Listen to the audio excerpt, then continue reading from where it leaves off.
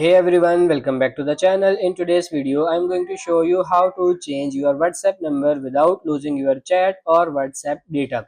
The first thing you need is the old WhatsApp number working in a WhatsApp account, and then the new number should be in a phone that can at least receive a text message for a one-time password. So let's start the process. So go to your old WhatsApp, I mean the WhatsApp app that you are using currently, and then tap on these three dots and go for this settings. Now tap on this account, here the second option, and here you can see these options, and you can see this one, change number.